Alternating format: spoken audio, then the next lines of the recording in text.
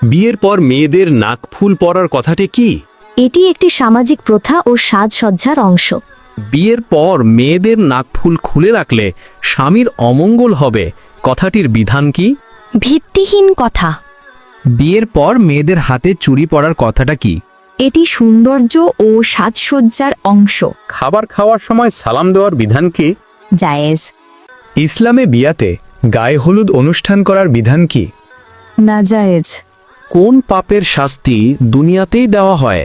পিতা মাতার অবাধ্যতা। নামাজ না পড়া কোন ধরনের গুনাহ? কবিরা গুনাহ।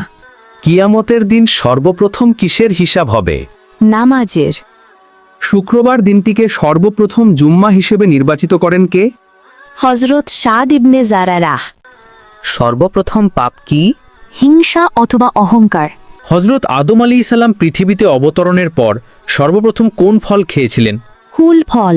কিয়ামতের আগে কতজন মানুষ মিথ্যা নবী দাবি করবে? 30 জন। কোন নবী সর্বপ্রথম জান্নাতের দরজা খুলবেন? হযরত মুহাম্মদ সাল্লাল্লাহু আলাইহি ওয়াসাল্লাম। হযরত মুহাম্মদ সাল্লাল্লাহু আলাইহি ওয়াসাল্লামকে কোথায় কবর দেওয়া হয়েছে? নিজ বাড়িতে। হযরত মুহাম্মদ সাল্লাল্লাহু আলাইহি সাল্লাম কত বছর বয়সে প্রথম বিবাহ করেন?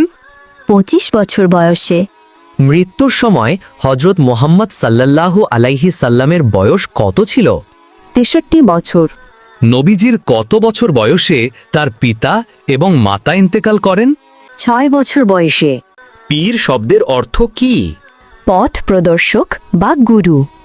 বাউল শব্দের অর্থ কি? পাগল বা উন্মাদ। শরীয়ত শব্দের অর্থ কি? পথ বা জীবন পদ্ধতি। তরিকত শব্দের অর্থ কি? পদ্ধতি, নিয়ম বা পথ। মারিফত শব্দের অর্থ কি? আধ্যাত্মিক জ্ঞান। নাস্তিক শব্দের বাংলা অর্থ কি?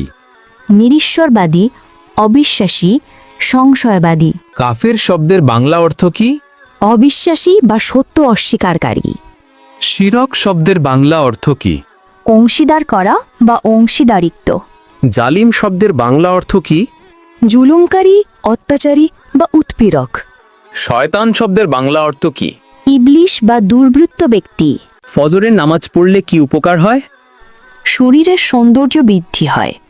জোহরের নামাজ পড়লে কি উপকার হয়? রিজিক বৃদ্ধি হয়।